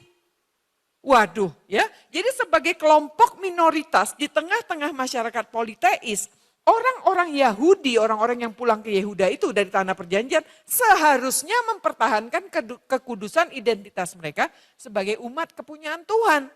Dan sekarang dosa besar itu kembali dilakukan dan cilakanya dimulai dari para pemuka, penguasa, para imam dan orang Lewi. Nah, sehingga Esra menjalankan peran imam itu dengan bersungguh-sungguh. Dia tidak menangisi dirinya, dia menangisi umat Tuhan. Esra tidak meledak, dia tidak mengecam dalam kemarahan, tetapi dia memilih diam, berduka dan hancur hati. Esra 9 ayat 3, aku mengoyakkan pakaianku dan jubahku, dua-duanya dikoyakkan. Biasanya yang dikoyakkan itu jubah ya. Ini pakaiannya disobek, jubahnya dikoyakkan. Dia mencabut rambutnya sendiri, jenggotnya dicabut dan duduklah dia tertegun. Ya, dalam penyesalan mendalam atas dosa Israel yang menajiskan kekudusan Tuhan. Imam Esra itu mewakili umat. Dianya enggak berdosa. Tapi dia meratap, dia bersujud mengaku dosa itu untuk umat Tuhan. Dan umat sadar ngelihat Esra kayak begitu. Mereka lihat luar biasa nih orang ya. Dan umat tergugah dan mereka sadar dan bertobat. Dan umat kembali mengikat perjanjian setia dengan Tuhan. Dan mereka menceraikan istri asing dan anak-anak yang dilahirkan mereka. Bapak Ibu, semua ini pasti banyak pertanyaan nanti ya. Ini pilihan yang sulit, tapi harus dilakukan. Ya, Tuhan membenci perceraian. Itu ada di Maleakhi. Tapi Tuhan mengizinkan perceraian untuk tujuan yang lebih besar. Nomor 1, menjaga Israel itu mempertahankan panggilannya sebagai umat kudus Tuhan. Israel Utara sudah hancur gitu ya. Tinggal Yehuda nih. Nah, dan mereka harus memutuskan jerat dosa karena penyembahan ilah lain itu masuk dari istri-istri asing dan anak-anak mereka dari perkawinan campur itu pasti penyembah berhala, mengingat besarnya pengaruh ibu terhadap anak. Ya, nah saya tidak berusaha mengecilkan, tetapi Ezra mencatat ada 113 nama orang Yahudi dicatat dalam Alkitab yang menceraikan istri asing mereka. Jadi sebenarnya nggak banyak, bukan mau dikecilkan ya. Tetapi ada 113 orang, termasuk 16 imam dan 10 orang Lewi yang menikah dengan orang asing.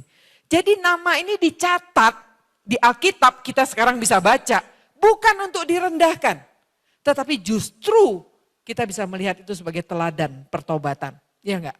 Mereka artinya bersedia melepaskan hal yang sangat berat loh. Menceraikan istri asing dan berpisah dengan anak-anak mereka demi mempertahankan relasi pribadi dengan Tuhan dan identitas umat Tuhan yang kudus. Ini pilihan yang sulit Bapak Ibu, tapi harus dilakukan ya. Ini sama seperti Petrus bilang sama Tuhan Yesus. Tuhan, kami telah meninggalkan segala sesuatu dan mengikut Engkau. Tuhan Yesus bilang apa? Aku berkata kepadamu, sesungguhnya setiap orang yang karena aku dan karena Injil meninggalkan rumahnya, saudaranya laki-laki dan saudaranya perempuan, ibunya dan bapaknya dan anak-anaknya atau ladangnya. Orang itu sekarang pada masa ini juga menerima kembali 100 kali lipat. Rumah, saudara laki-laki, saudara perempuan, ibu, anak dan ladang. Sekalipun disertai beberapa penganiayaan dan pada zaman yang akan datang, ia akan menerima hidup yang kekal. Itu janji Tuhan.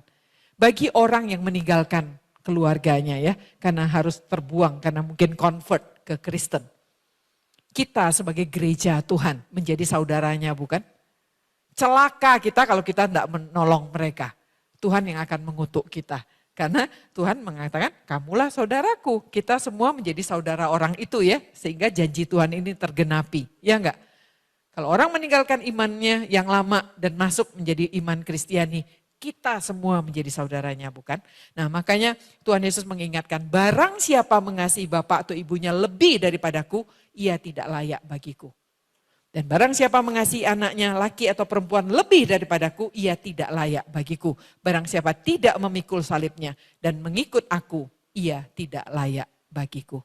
Jadi Bapak Ibu, pertanyaan penting hari ini ya. Bersedia enggak mengorbankan yang dikasihi demi kekudusan Tuhan dan kekudusan umatnya?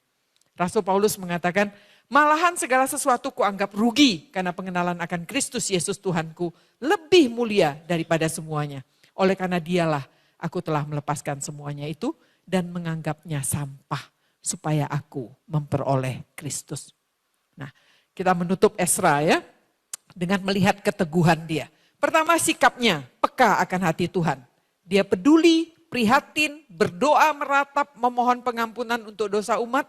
Lalu dia punya keteguhan dalam tindakan. Dia bekerja dalam ketekunan dan ketelitian yang mengagumkan. Mencatat daftar demi daftar. Dan yang berikutnya dia melakukan reformasi. Kebangkitan rohani. Sentralitas ibadah dalam firman Tuhan. Dia mengajarkan Taurat untuk dimengerti dan diresapi. Dia kontributor PL dan arsitek kanon perjanjian lama. Dia menjaga kemurnian ras, garis keturunan Yesus sebagai anak Daud dari suku Yehuda. Kalau Ezra tidak melakukan itu, tidak ada garis keturunan murni yang melahirkan Tuhan kita, Yesus. Ya, itu kontributor Ezra. Sekarang kita masuk ke Nehemia ya. Nehemia adalah sang penghibur. Kalau Ezra adalah sang penolong, Tuhan mengirimkan satu orang lagi, sang penghibur. Nah, sang penghibur ini dimulai ceritanya dari berita kepada juru minuman raja yang prihatin. Dia orang awam. Ya, kalau Ezra imam, Nehemia itu awam.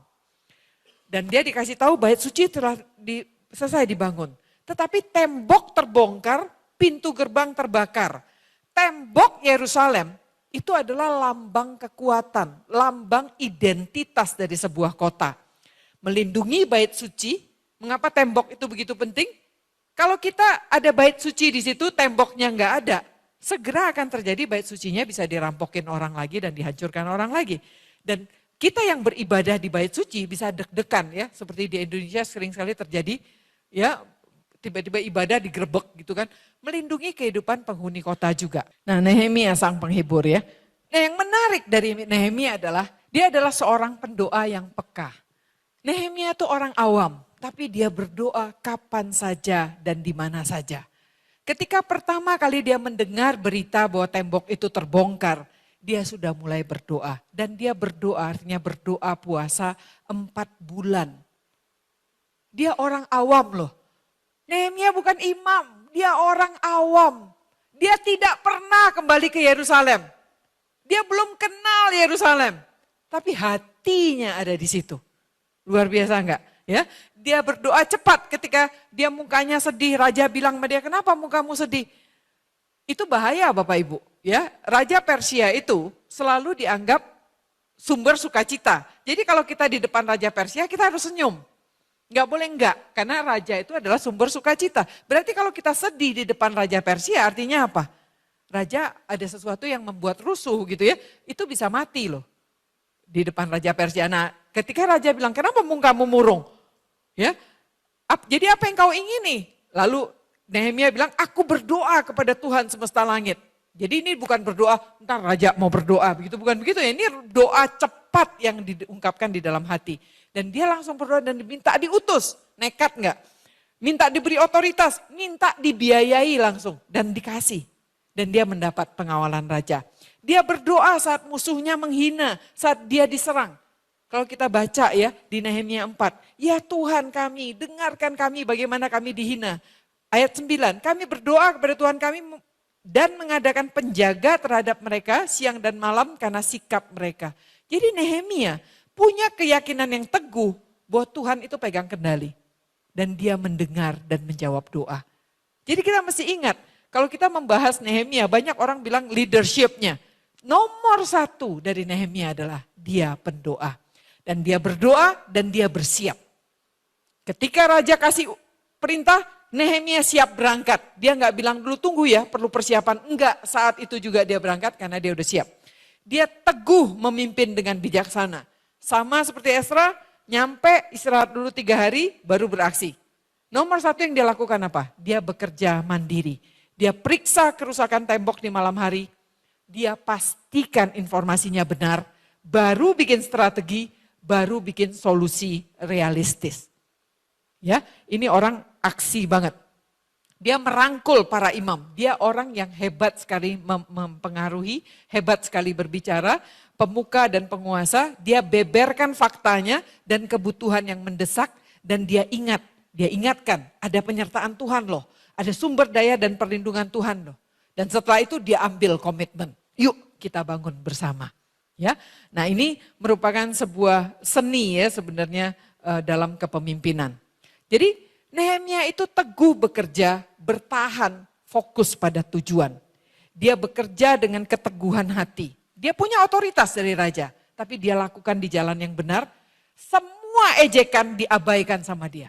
Fitnah gak bodoh, sampai ancaman pembunuhan pun gak mempan sama Nehemia. Satu tujuan beragam kepentingan. Dia tahu nih, ini semua orang punya banyak kepentingan masing-masing ya. Tapi sama-sama disatukan sama dia, kita bangun tembok yuk. Lu bangun di depan rumah lu dah. Lu bangun di depan rumah lu deh. Jadi punya kepentingan masing-masing disatukan sama dia. Sehingga mereka memberikan yang terbaik sesuai dengan tanggung jawab masing-masing. Dia bekerja all out. Ya, membentuk formasi pertahanan, mempersenjatai diri sambil terus bekerja. Dia mengingat selalu Tuhan yang maha besar dan dahsyat yang terus menyertai. Hasilnya apa Bapak Ibu? Pengabaian tembok 90 tahun itu selesai sama Nehemia 52 hari. Mengagumkan gak? Mengagumkan ini, luar biasa ini ya. Ya, jadi ini yang sangat luar biasa dari Nehemia. Dia teguh, jadi dari luar musuhnya banyak, dari dalam musuhnya juga banyak. Ketika di dalam tembok Israel itu, di tembok Yerusalem itu, orang-orang kaya itu memeras orang-orang yang miskin. Mereka membungakan uang, ya, dan membuat saudara mereka sendiri melarat. Dan Nehemia bilang, kami selalu berusaha sedapat-dapatnya untuk menebus sesama orang Yahudi yang dijual kepada bangsa-bangsa lain. Tetapi kamu, orang Yehuda sendiri, justru menjual saudara-saudaramu supaya mereka dibeli lagi oleh kami. Mereka berdiam diri karena tidak dapat membantah. Marah besar Nehemia. Lalu dia memberlakukan sabat kembali, ya. Sampai melarang orang, ngusirin orang. Pokoknya macam-macam yang dilakukan si Nehemia untuk memberantas orang-orang yang melakukan transaksi dagang. Dasar orang Yahudi suka dagang, ya. Jadi ngamuk Nehemia. Nah, sebagai bupati dia tidak memberatkan rakyat yang menanggung hidupnya. Nah, lalu ketika kota itu sudah terbentuk temboknya, gak ada orang mau tinggal di Yerusalem, coba. Kenapa? Karena mereka takut kota itu sepi dan Nehemia paksa mereka diambil undian, pemimpin sama umat harus tinggal di Yerusalem. Dan ini menunjukkan apa Bapak Ibu? Pedih sebenarnya. Fakta brutalnya. Orang itu merindukan Tuhan justru saat terasing. Orang itu menghargai berkat Tuhan hanya saat kekurangan. Orang menyukai janji Tuhan yang bikin mereka manja. Tapi benci perintah Tuhan yang mengubahkan. Mau dekat-dekat sama bait suci. Waduh, bisa dianggap pergi ibadah terus tiap hari gitu ya. Kalau nggak pergi dikatain gitu kan. Kagak ada yang mau deket-deket di Yerusalem. Dan mereka lebih mau di ladangnya sendiri-sendiri karena mereka berpusat pada diri sendiri. Menolak tanggung jawab kepada Tuhan dan sesama. Dan kalau diserang musuh bisa kabur duluan begitu kan. Dan mereka lebih menyukai kedagingan bukan kekudusan. Nah, kemudian Nehemia melakukan perjanjian kesetiaan umat kepada Tuhan, ya. Dia meminta semua orang bikin janji. Pertama, kembali kepada Taurat. Jadi baik Esra maupun Nehemia mengembalikan sentralitas Taurat Tuhan, ya. Otoritas Taurat Tuhan kembali ditegakkan dalam kehidupan orang Yahudi. Janji kedua, menjaga kemurnian iman keluarga, ya. Perkawinan campur dibubarkan. Dia menguduskan hari Sabat dan tahun Sabat. Dan yang keempat, dia mengambil tanggung jawab keuangan, minta seluruh umat ambil tanggung jawab keuangan, waktu, perhatian, dan tenaga untuk mendukung pekerjaan dalam rumah Tuhan. Esra mengembalikan kebenaran yang diselewengkan. Dia melakukan reformasi pertama, kekudusan rumah Tuhan dan kekudusan umat Tuhan perlu dijaga. Dia melarang masuk bangsa-bangsa asing yang berkompromi dengan bangsa asing. Reformasi yang kedua, dia mengumpulkan dan mengembalikan posisi orang-orang Lewi. Sistem persembahan sesuai Taurat kembali diperlakukan. Ketiga, menguduskan hari Sabat. Keempat, menguduskan pernikahan, membubarkan perkawinan campur, dan mentahirkan imam dan orang Lewi. Nah, yang satu signifikan yang berbeda, ya. Tadi kita bicara Esra dan Nehemia itu banyak miripnya, walaupun personality mereka berbeda, ada yang berbeda, ya. Di dalam meneguhkan kebenaran yang diselewengkan itu, kalau Esra cabut rambut dan jenggot sendiri, kalau Nehemia cabut jenggot dan rambut orang lain. Ya, aku menyesali mereka, kukutuki mereka dan beberapa orang di antaranya kupukuli dan kucabut rambutnya. Kusuruh mereka bersumpah demi Allah untuk menghentikan pernikahan campur itu. Bukankah Salomo yang dikasihi dan diangkat Allah menjadi raja atas seluruh Israel hanyut dalam dosa oleh istri-istri asingnya? Nah, kita menyimpulkan Nehemia melihat keteguhan dia. Sikapnya yakin teguh kepada Tuhan. Tindakannya, dia bekerja dalam ketelitian, kehati-hatian, dia selidiki dulu, dia tetapkan prioritas, dia membagi tugas. Dia berani, dia memulai, dia mengerjakan, diselesaikan sama Nehemia. Gak pakai kompromi, baik musuh di luar tembok maupun musuh umat di dalam tembok. Disikat sama Nehemia. Keberhasilannya, dia menyelesaikan tembok dalam 52 hari, dia mengisi Yerusalem dengan penduduk, menegakkan kebenaran berdasarkan Taurat Tuhan. Nah, kita simpulkan ya. Jadi Esra itu adalah imam keturunan Harun, ahli Taurat, juru tulis, sang penolong. Nehemia itu juru minum, raja, pemimpin awam, dan dia bupati Yehuda, sang penghibur. Si Esra itu orangnya introvert, tulus dan peka, berintegritas, detail dan siap, teguh, penulis, pengajar, pendoa, dan dia mendedikasikan diri untuk Tuhan. Sementara Ezra ekstrovert, ya, tulus dan peka sama-sama. Sama-sama berintegritas, detail dan siap juga, dia teguh. Tapi Nehemia itu berani. Ya, Ezra tidak pernah ngomong di depan orang kecuali membaca firman, ya. Tetapi kalau Nehemia, dia berani mengecam, ya. Berani penggerak tetapi juga pendoa, dan dia mendedikasikan hidup untuk Tuhan.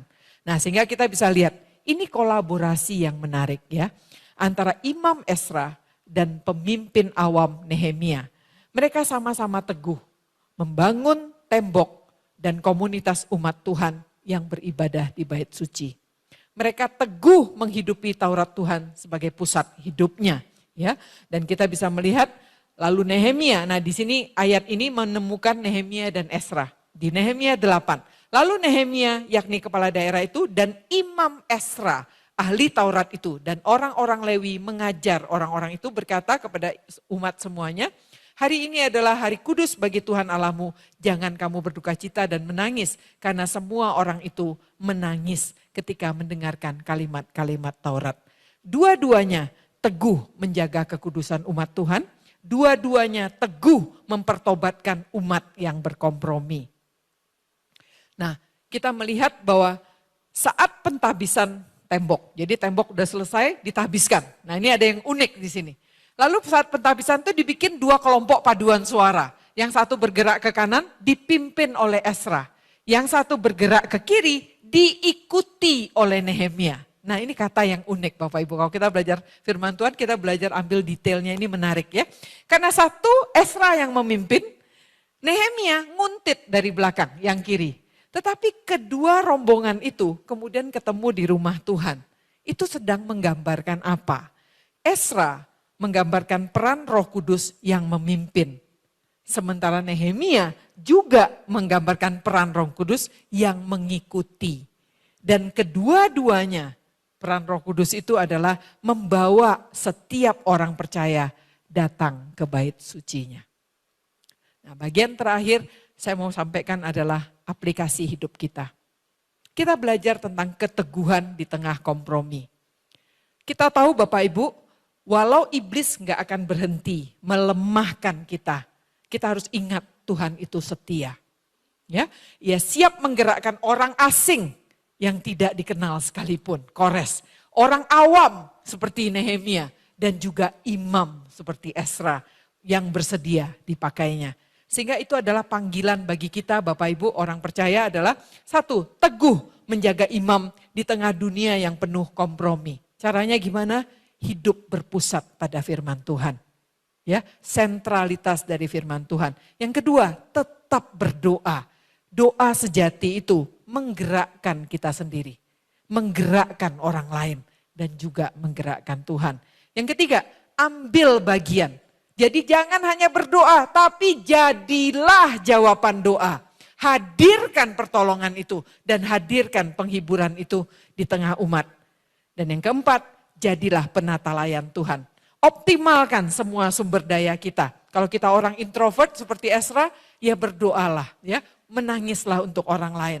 Tapi kalau kita ekstrovert seperti Nehemia, mari kita memimpin dan menggerakkan. Gunakan semua pengetahuan, pengalaman, keterampilan, talenta, materi, akses, pengaruh, dan lain sebagainya. Saya mengutip dari Charles Spurgeon yang bilang, ingat, jika kita merindukan terjadinya kebangunan rohani, mungkin di gereja kita, mungkin di keluarga kita perlu menghidupkan rasa hormat terhadap firman Tuhan. Ezra dan Nehemia menekankan itu, sentralitas firman Tuhan. Terakhir, penutup, ingat Tuhan itu setia memegang janjinya. Ingat tadi, kalau kita taat Tuhan akan memberkati. Ya, jika kamu hidup menurut ketetapanku, berpegang pada perintahku serta melakukannya, maka kamu akan mendapatkan berkatku terus menerus. Tetapi Tuhan juga setia pegang janjinya yang lain. Kalau kita tidak taat, kutuk akan menimpa kita. Ya, itu janji Tuhan. Dan kalau kita bertobat, pemulihan akan terjadi. Jadi ingat, Tuhan itu setia pegang janjinya.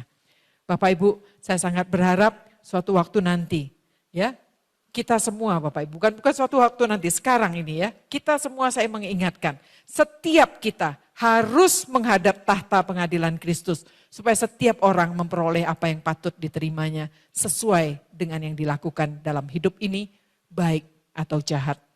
Jadi Chuck Swindoll bilang begini, worth gak sih, bernilai gak sih kita tuh mempertahankan kesalehan. Hidup yang saleh itu gak gampang Bapak Ibu ya. Kita lihat Ezra, lihat Nehemia. Mereka orang-orang yang saleh. Hidup saleh itu tidak mudah. Tapi ada nilainya gak? Ada hadiahnya gak nanti di ujung? Ya. Apakah itu harus pantas kita perjuangkan? 1000 kali ya, kata Chuck Swindoll ya. Jadi Bapak Ibu saya mengingatkan, panggilan kita adalah pembangun sekaligus pejuang ya. Nehemia pegang senjata sebelah kanan, pegang palu di sebelah kiri ya. Mari itu dimulai dari kita sendiri. Saya berhenti sampai di sini. Tema kita adalah keteguhan di tengah kompromi.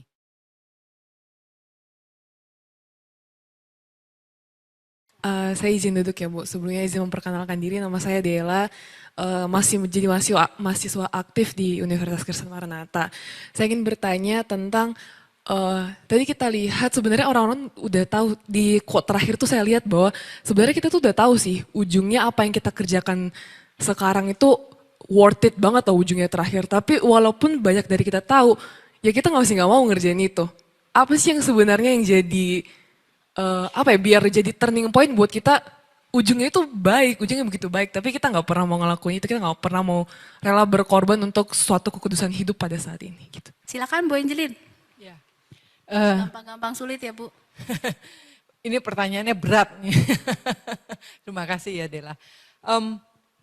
Mengapa sih kita tuh nggak mau berubah gitu ya? Itu kan intinya begitu ya adalah pertanyaannya. Kenapa sih yang membuat kita itu kok bebal gitu ya kayak orang Israel gitu ya. Sebenarnya kalau saya boleh jawab dari satu kalimat ya. Karena tidak percaya.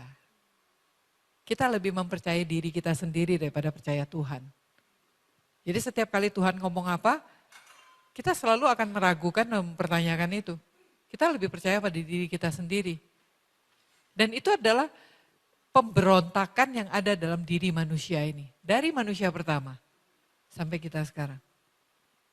Kita selalu merasa kayak kalau dijawab karena kita nggak percaya itu kita kayak enggak gue percaya Tapi satu-satunya orang yang bisa jawab itu secara jujur adalah diri kita sendiri sih.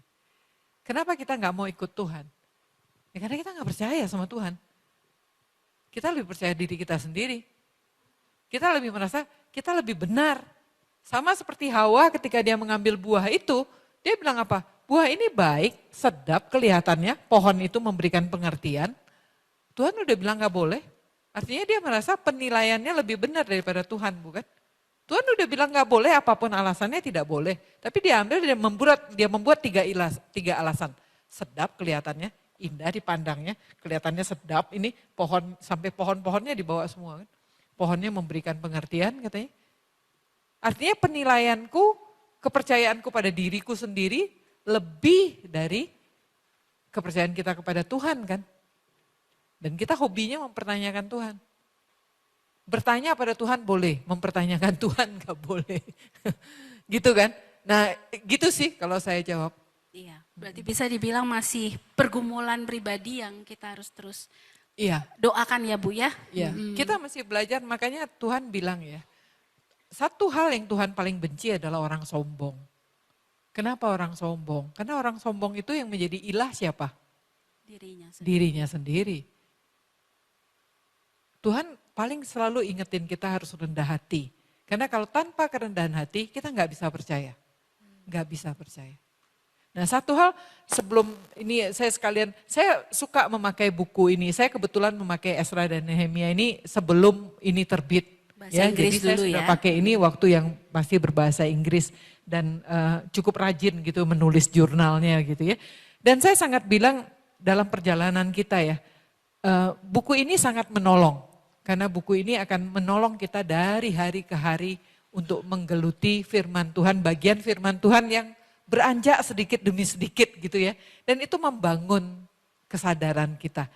Jadi saya sangat, terutama untuk adik-adik mahasiswa ya, buku ini akan menolong untuk bisa dipakai dan Anda akan menemukan lebih dalam lagi belajar firman Tuhan. Interaksi itu membuat kita makin percaya. Amin. Ya, makin kenal Tuhan, makin mengasihinya. Amin. Mungkin Terima begitu kasih. ya menjawabnya Dela. Thank Iya. you. Jangan menyerah Dela dan teman-teman ya. Iya. Kita lanjut ke pertanyaan di online ya teman-teman. Apakah bisa ditampilkan? Nah, apa hubungan antara pemulihan fisik yaitu bait Allah dan tembok dengan pemulihan rohani umat? Iya. Nah, Ini sebenarnya sangat berhubungan ya. Mengapa Esra Esra itu, jadi Zerubabel pulang itu membangun bait sucinya. Tapi setengah mati gitu ya, nggak jadi-jadi, akhirnya dimarahin Hagai sama Sakaria, baru jadi juga bait sucinya. Esra pulang itu menggalakkan ibadah di bait suci itu. Dia mengembalikan ke sentralitas firman, dia mengadakan penyembahan gitu ya, korban dan seterusnya. Karena dia imam ya, dia membangun kerohanian orang. Nah tetapi mereka hidup dalam kota yang tidak ada temboknya. Yang sewaktu-waktu, ya seperti kita terjadi di Indonesia kan, di gereja-gereja yang ada di pelosok-pelosok saat lagi nyanyi, datang tuh tetangga sebelah gitu kan, membubarkan. Sehingga selalu beribadah dengan deg-degan. Dan itu tidak baik bagi generasi mendatang juga, tidak banyak orang yang datang karena dan manusia pada dasarnya egois kan, hanya menyelamatkan dirinya masing-masing. Nah makanya nomor satu, kota itu harus ditembok dulu supaya orang bisa tinggal di dalam kota Yerusalem di mana bait suci itu ada. Tuhan kan bilang, aku ada di tengah-tengah kamu. Cilakanya nggak ada tembok, orangnya kabur semua. Karena lebih mau di perladangan ketika nanti musuh datang mereka kabur gitu dengan gampang. Kalau tinggal di kota kan nggak ada temboknya gimana? Nah sehingga tembok itu perlu dibangun sehingga komunitas ini bisa datang. Kalau kita mencintai Tuhan Bapak Ibu ya, betul-betul mencintai Tuhan, mau gak rumahnya sebelah gereja? Mau kan? Karena setiap saat kita bisa datang ke gereja kan? Kalau kita betul-betul mencintai Tuhan. Tapi kalau kita Kristennya separuh-separuh gitu kan, mau tinggal di sebelah gereja? Dikatain orang gereja kan, ini orang kok gak pernah datang ke gereja sih? Rumahnya paling jauh ya gitu kan, datang gereja telat mulu misalnya begitu kan. Itu kalau separuh, kita nggak mau deket-deket gereja. Nah sama, orang-orang Israel ini, orang-orang Yehuda yang kembali ini, mereka ketika harus dibangunkan, Tuhan berharap mereka dekat dengan Tuhan gitu. Dekat dengan bait suci itu yang ada di Yerusalem. Jadi kota ini harus dipenuhi gitu, terutama para imam dulu. Kalau orang Lewi kan memang bergantian kan, mereka ada puternya. Tinggal di Yerusalem, nanti bulan berikutnya pindah kemana begitu ya, bergantian. Tapi kalau para imam kan memang harus dekat sekali dengan bait suci. Dan kemudian jemaat, umat yang merindukan Tuhan seharusnya memang ada di dalam kota tersebut. Nah orang-orang yang mengasihi Tuhan, ini perlu punya perlindungan itu tadi. Jadi ini bolak-balik nih, untuk tembok itu memang menolong kita untuk membangkitkan kerohanian ya, bisa membuat orang itu bangkit kembali gitu. Jadi relasinya begitu. Kota yang aman tentunya peribadahan akan aman dan ibadah itu bisa membangkitkan kembali kerohanian orang gitu. jadi dalam hal ini prinsipnya bisa dibilang dekat di mata, dekat di hati ya Bu. Dalam kerohanian, jadi konteksnya semoga terjawab ya teman yang online. Sama Ya. seperti kita, seperti kita waktu COVID contohnya ya. Kita online kan? Karena memang nggak bisa bertemu. Tapi begitu COVID-nya selesai, separuh hilang kan? Nggak kembali lagi. Nah itu yang berbahaya. Padahal ibadah itu kan membangun antara relasi kita dan Tuhan dan relasi kita dengan sesama. Nah peribadahan onsite itu penting gitu. Dan Tuhan sendiri ingin hadir gitu di tengah-tengah umatnya. Nah itu yang perlu terjadi. Terima kasih Bu. Untuk yang berikutnya ada pertanyaan? Iya, pertanyaan dari online. Ezra dan umatnya mau bangun ulang bait Allah tapi prosesnya panjang dan penuh halangan. Apa nih yang dapat membuat kita akhirnya tetap maju, Bu? Maju terus untuk meskipun ada banyak rintangan. Yang bangun bait Allah itu si Zerubabel, bukan Esra ya. Esra bait Allahnya udah jadi. Anyway gini, jadi mengapa panjang lebar gitu ya terjadi sampai 20 tahun penundaan? Karena terjadi, jadi gini, kan orang Israel Utara ya, bayangin dulu petanya ya, ini Israel Utara, lalu kan orang asing dimasukin nih ke Israel Utara, lalu mereka kawin campur kan, terjadi yang namanya orang Samaria itu. Orang Samaria kan mengokupansi Yerusalem juga, walaupun dalam wilayah jajahannya Persia, pasti mereka udah main-main ke sini. Dan dia ingin menguasai ini kan. Ada orang yang namanya Sanbalat ya, musuhnya Nehemia tuh. Dia juga ingin jadi gubernurnya Yerusalem, Yehuda sebenarnya. Jadi ketika orang Yehuda balik ke Yehuda, dan ditunjuk pula Esra sama Nehemia ini untuk menguasai ini, mereka nggak senang, Zerubabel dulu pertama kali ya. Zerubabel pulang dan dia diberi kekuasaan dari Raja Kores untuk membangun bait suci. Mereka nggak happy, karena dia mau orang Yehuda itu out gitu. Jangan ada di situ gitu. Nah mereka lah yang mempersulit sebenarnya. Boleh nggak kami ikut membangun bait suci? Zerubabel bilang nggak bisa, kalian orang kafir dalam tanda kutip gitu ya. Kalian bukan orang Yehuda, bukan orang Israel gitu. Kalian udah kawin campur, jangan ikut-ikutan. Jadi mereka tidak membuka celah sedikit pun pengaruh asing itu masuk ke dalam komunitas umat Tuhan ini. Bayangkan itu, yang pulang kan cuma 50.000. Ya 50.000 ini kan orang yang hatinya itu militan betul begitu kan. Yang menjaga keyahudiannya, yang menjaga garis keturunannya dengan sedemikian di Babel sono. Dan sekarang mereka yang rindu pulang kan. Nah sampai di sini dikerecokin gitu sama orang-orang asing. Dan mereka mau masuk. Jelas mereka harus membuat pagar itu ya, tidak mau. Nah itu dilecehkan, direndahkan, dipakai kekerasan juga. Sehingga mereka harus bertahan dan ujungnya zamannya Zerubabel akhirnya mereka tidak membangun. Dengan militansinya yang sedemikian tadi leleh juga gitu. Akhirnya tidak membangun di rumah masing-masing saja. Nah makanya Tuhan utus Hagai dan Sakaria. Baru bangun lagi, baru selesai bait suci itu. Nah itu bukan zamannya Esra, zamannya Zerubabel. Ya, setelah bait suci selesai tahun 515, Esra itu baru datang 58 tahun kemudian. Untuk menggalakkan ibadah di dalam bait suci. Bait sucinya udah berdiri.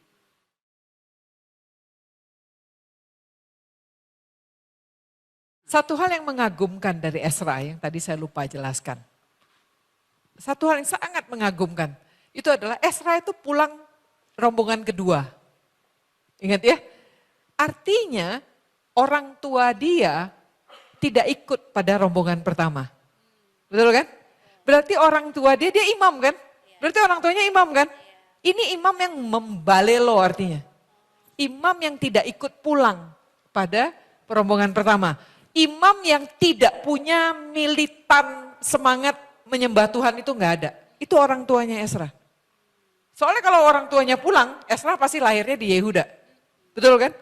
Tapi dia lahir di Babel si Esra. Nah, makanya kita mengagumi Esra ketika dia meneliti firman, menghidupinya dan mengajarkannya. Dari mana tuh anak belajar? Ya, dia imam. Imam tuh tugasnya memberikan korban di bait suci. Di Babel kan nggak ada bait suci. Imam nganggur artinya, tidak kerjain apa-apa kan. Tapi orang ini tidak menganggur. Dia memakai seluruh waktunya, dia belajar sungguh-sungguh firman Tuhan. Ketika rajanya bilang pulang, bangkitkan ibadah di bait suci, siap. Dia langsung siap. Kenapa? Karena dia sudah siap. Sejak di Babel dia sudah menulis itu kelihatannya ya tentang garis keturunan Daud, Adam dan segala macam itu. Dia memakai sumber daya di Babel untuk membuat garis keturunan. Jadi saya makin belajar Esra ya, makin mengagumi orang ini. Karena menurut saya dia bukan orang yang ekstrovert yang suka popularitas. Kalau Nehemia tuh lebih menonjol gitu ya, dia juga tidak cari popularitas tapi dia menonjol. Tapi Esra itu orang yang diam. Tetapi kita lihat bagaimana Tuhan memakai dia. Dan dia setia. Datang dari keluarga imam yang dalam tanda kutip mbalelo. Tapi anak kecil ini saya membayangkan dia belajar sendiri gitu kan. Dan begitu rajanya suruh, dia bisa langsung berangkat pulang dan memimpin loh walaupun dia seorang yang introvert. Jadi bagi saya punch-nya adalah kita mau nggak dipakai Tuhan. Tuhan nggak pernah pilih kok introvert, extrovert, orang asing. Mau nggak dipakai Tuhan? Kalau kita mau dipakai Tuhan, biarkan dia bekerja di dalam kita. Kita ikut aja. Artinya kita percaya dulu sama Tuhan. Ya, jangan percaya pada diri kita sendiri. Kita melihat dua tokoh ini yang benar-benar percaya sama Tuhan dan mendedikasikan hidup mereka siap untuk dipakai Tuhan. Semoga itu bisa memberkati kita ya. Ya, mari kita berdoa. Bapak mengucap syukur kami boleh belajar dari Esra dan Nehemia. Kami tahu Tuhan bahwa Engkau memakai siapa saja yang Tuhan mau pakai. Ini kami Tuhan, anak-anak Tuhan yang bersedia untuk Tuhan pakai. Kuduskan kami Tuhan. Panggil kami dengan jelas Tuhan. Supaya kami tahu kemana kami harus pergi dan apa yang harus kami lakukan. Tuhan kukuhkan hati kami. Dan terus kami boleh mengingat janji-Mu. Dan kami semakin takut akan Engkau. Dan mengingat bahwa Tuhan akan datang. Dan kami akan berhadapan dengan Tuhan suatu waktu nanti. Dan kami gentar ya Bapa. Selagi kami masih hidup Tuhan. Selagi Tuhan masih memberikan kami nyawa. Kami mau Tuhan berbalik kembali kepada Engkau. Kalau kami sempat tersesat. Kami mau kembali Tuhan. Dan ini kami anak-anak Tuhan, pakailah kami. Ini doa kami ya Tuhan, kami naikkan di dalam nama Tuhan Yesus. Amin.